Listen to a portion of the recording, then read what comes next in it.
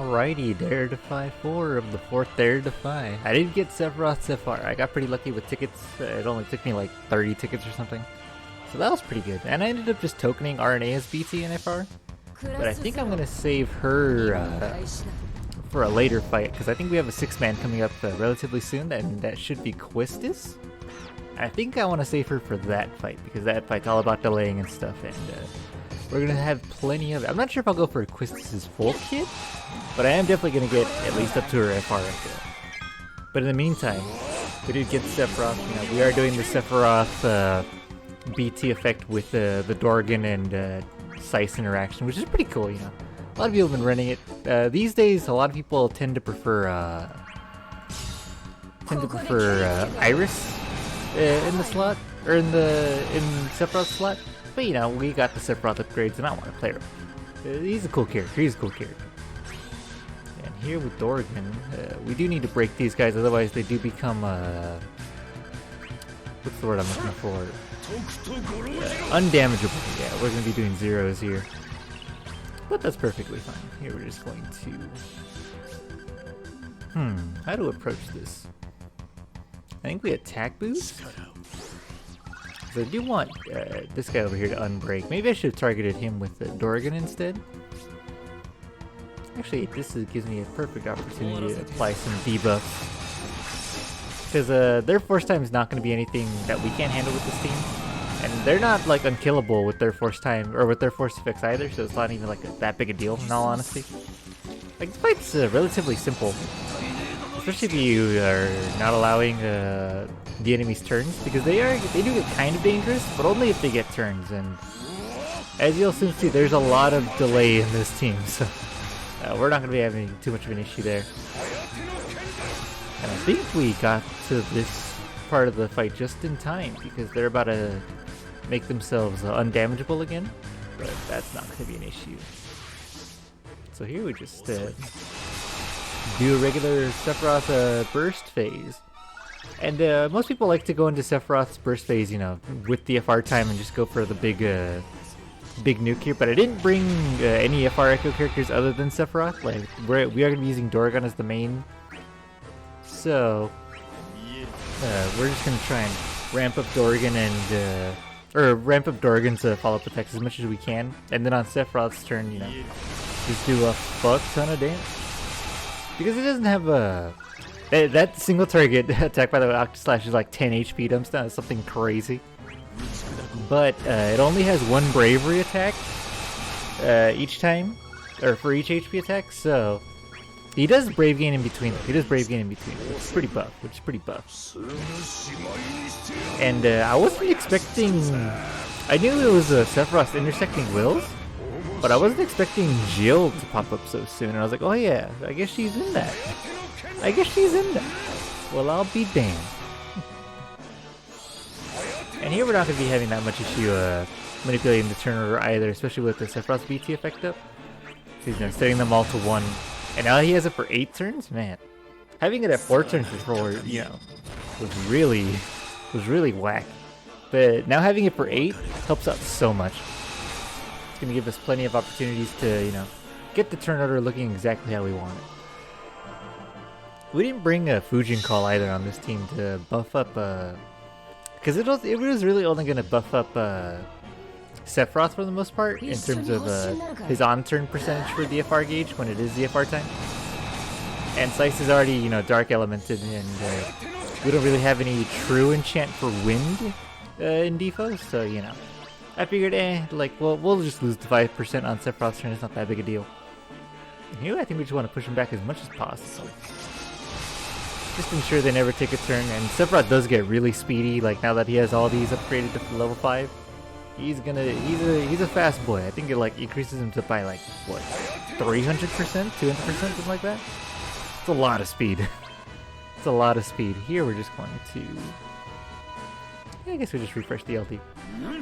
And we did bring Core's LD call too, just because it lasts a little longer than some of the other LD calls that we have. Like, I think his is 4 turns.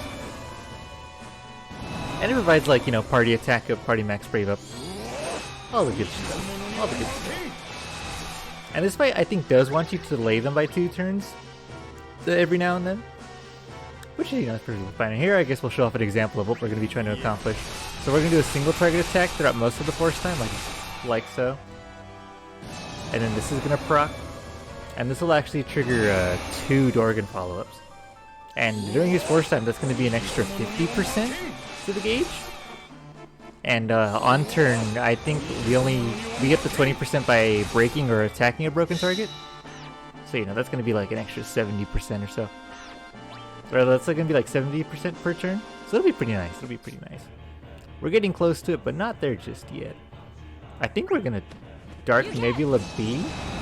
That way by the time Sice's EX comes around, we can just push him all the way back. That's a guaranteed bravery attack, but that's perfectly fine, you know. The fight's not exactly dangerous or anything. And I do think I also brought Seymour called up. No, it's a Fusoya. I want to wait for I want to wait just before the force time to get that up, so we can get the most of the brave gains and all that. Let's see, in here we'll just where's Spell Break? Or Spell Blade Break, it's not a big deal. Let's get AoEs here. Then I'm not sure if I want to use Sephiroth's Echoes immediately, or if I want to save those till the very end. I might use one preemptively and then save one towards the very end for, you know, big damaging finish. And this fight's going to be a lot of Dorgann just jumping up ahead and taking his turn. But you know what? That's what we want. That's exactly why we brought him. I thought I had my EX. I'm crazy. Here we're just going for AoE. We'll do the single target attacks during the actual force time. Man, look at that. 2 million. I guess that was with launching an extra 400k on the side. And who even knows how much this is? I think it's like 300k? Yeah, pretty good damage. We're about to hit force time, so what I'm going to do is I'm going to AA. And I'll probably refresh that LB debuff on her next turn. Yeah, as I was saying, Sephiroth is kind of speedy. He gets pretty fast. Yeah, and Dorgann is just going to be taking a fuck ton of follow-ups. I do believe we're also supposed to lay them by 2 turns throughout the fight, but I don't remember if that restricts me from doing anything in particular. Because I think we could still do damage to them. I think it's just if they take a turn, they do like a really big attack on us. But the thing is, they're going to be pushed so far back that I don't even think it's going to be an issue. Like, it's going to be a non-issue. So not too concerned, not too concerned. Yeah, I've been preferring a Fusoya's LD call over Kate Sith lately. Like, Kate Sith, I think does get more brave gains because like his is based on the party's buffs. But with Fusoya, like just that extra turn, I feel like comes in a lot more frequently. Because having one extra turn on a call like that, you know, it could mean the world in a force time. So, speaking of, let's go ahead and get our AA up. Oh, and when we do AAs like that too, this counts for 2 breaks, so Fusoya, so Dorgann just kind of goes ham. Man, that interaction is so buff. What the hell? I'm wondering if we should also, and we'll also get Quarters LB buff going on. Yeah, because when I was like looking through calls, I wasn't exactly sure who to bring. And like these guys don't really buff themselves, and I was like, we can do another HP damage up. But then I saw Quarters, and I started reading him, and I was like, oh, he's not too bad. We're just gonna go ahead and get this force time started. And I do believe this procs twice, because he unbreaks and then rebreaks. Oh, and he unbreaks these 2? How much is he gonna proc here? Because he broke them, and then he rebroke them. I think he's gonna proc 4 times. I'm pretty sure that's 4, right? I didn't even realize. That's kind of... Yuck, because that's pretty good. 2.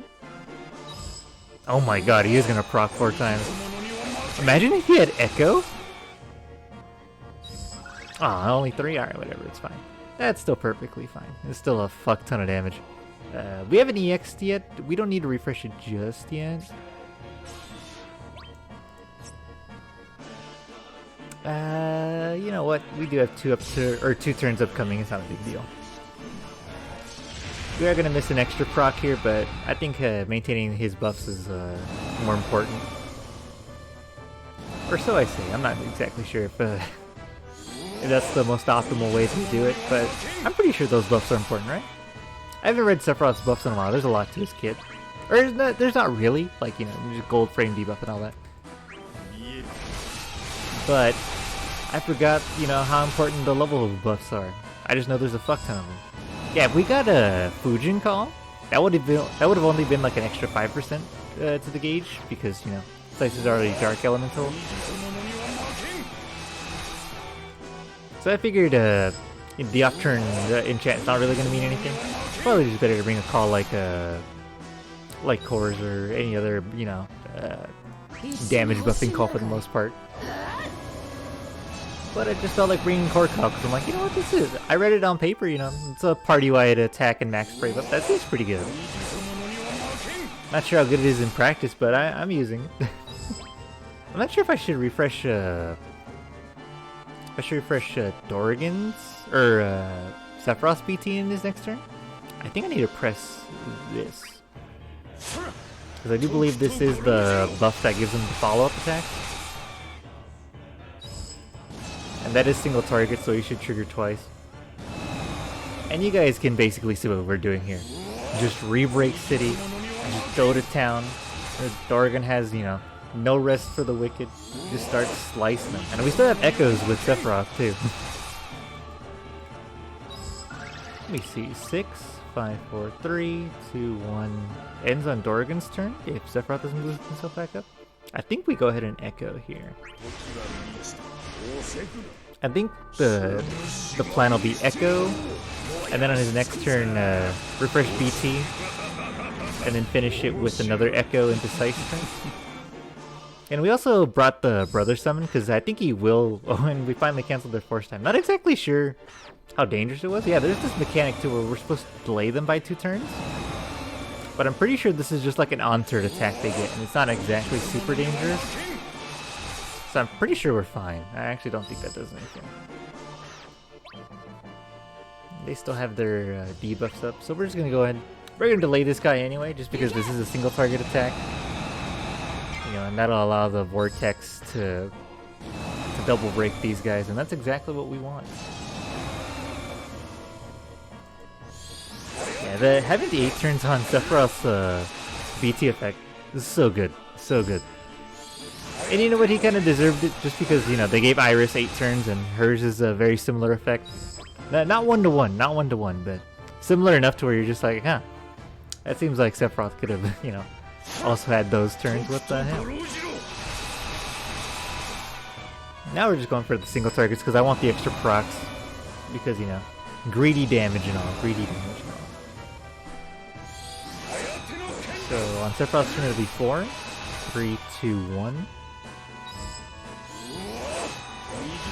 I'm wondering if it's worth it to even refresh the BT effect, or if we just go for Octa / big damage. Where's this put us? Because we can refresh it. The thing is it even worth it? I have half a mind to just go into summon mode here. No, I think we'll be fine.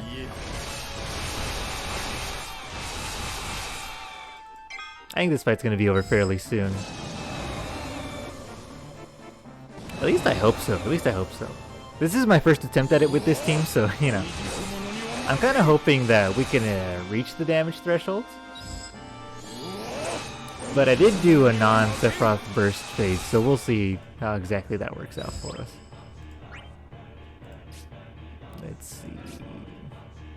I think here we just go with more single target. Just boost that up as much as we can.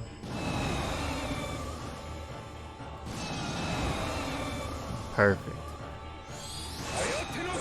I'm wondering if I summon and that breaks them, does that trigger Dorgann? I feel like this might also be close too to well, it's definitely going to be close because we still have an Echo left with Sephiroth. As long as Dorgann doesn't jump for whatever reason, we should be fine. So here, I think we summon into EX. right? I feel like this might be wrong. Maybe we save the summon for the very end. I mean, I already pressed it, it's too late now. But I think I want to EX or LD just so I can get the Rebreak. And delay 2 or more turns? I don't think it matters. Yeah, let's pull up Sephiroth. And I forget Dorgann has that turn manipulation too. Oh, and that's perfect actually. I pulled them up twice. That way we could echo into big ass, you know, EX or LD or whatever we want. I think his EX is like AoE 8 or 9 HP dumps. It's a lot. It's a lot. Next, we are going to be on our last turn here. And it also is the last turn of Sephiroth's BT effect. So his last turn won't get the double triggers, but I'm hoping it's going to be enough damage to finish the fight. If I could get this done first try, shit. Sometimes it takes me like 2 or 3 tries to get it done. So 28 has the most HP. Oh, and he's launchable. Oh, this is a don't even think about it button. It's like, yep. And it is weird that they paired up Garland and Sephiroth, because like in their intersecting worlds, they're just straight up fighting and not, you know, agreeing with each other at all. So that was kind of funny. Look at that damage. Yeah, and I think Fusoya Call had worn out on Sice a little while ago too. I think on her last turn. 45? Yeah, because they did have a lot of off-turn going on, like, you know, just Dorgann slashing and Sice trap going off. But let's see if it's enough. Let's see if it's enough. Because there was only one echo in Sephiroth. And I think this should only proc once, because we did AoE break. Oh man, it's going to be really close. It's going to be really close.